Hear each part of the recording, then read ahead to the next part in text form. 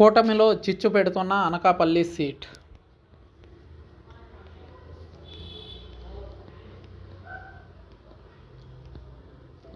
Anakapalli seat వ్యవహారం అటు జనసేనలోనూ ఇటు టీడీపీలోనూ చిచ్చు రేపింది. ఇటీవలే జనసేనలో చేరిన కొణతల రామకృష్ణకు అనకాపల్లి సీటు కేటాయించడాన్ని జనసేన, టీడీపీలో ఆ సీటు ఆశించిన వారు బగ్గుమంటున్నారు. రెండు పార్టీల్లోనూ కొణతలకు తీవ్ర వ్యతిరేకత వ్యక్తమవుతుంది. జనసేనలో ఒకరు, టీడీపీలో ఇద్దరు కీలక నేతలు కొణతలకు సీటు ఇవ్వడాన్ని సహించలేకపోతున్నారు.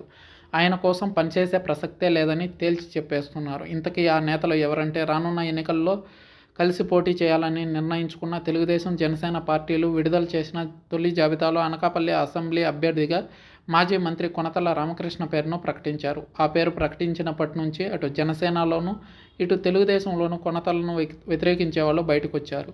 ఆయనపై ఒక్కసారిగా అసమ్మతి బగ్గుమంది.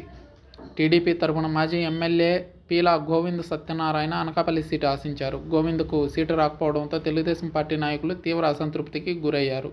రోడ్డుపైకి వచ్చి నిరసన కార్యక్రమాలు చేపట్టారు. నల్ల బ్యాడ్జీలతో తమ అసంతృప్తిని టీడీపీ అధిష్టానంకు తెలియజేశారు. అనకాపల్లి టీడీపీలో రోజురోజుకు పెరుగుతున్న అసంతృప్తిని చల్లబరిచేందుకు పీలా గోవింద్ను చంద్రబాబు అమరావతి పిలిపించుకుని మరీ చర్చలు జరిపారు. ఈసారి జనసేనకు సహకరించాలని సూచించారు. పీలా మాత్రం తాను ఎమ్మెల్యేగా పోటీ చేస్తానంటూ చంద్రబాబుకు చెప్పి బయటకు వచ్చేశారు. ఇక కొణతల రామకృష్ణకు రాజకీయంగా బద్ధ శత్రువు అయిన దాడి వీరభద్రరావు ఇటీవలే తెలుగుదేశం పార్టీలో చేరారు. వీరభద్రరావు తన కుమారుడు రత్నాకర్కు అనకాపల్లి సీటు వస్తుందని ఆశించారు.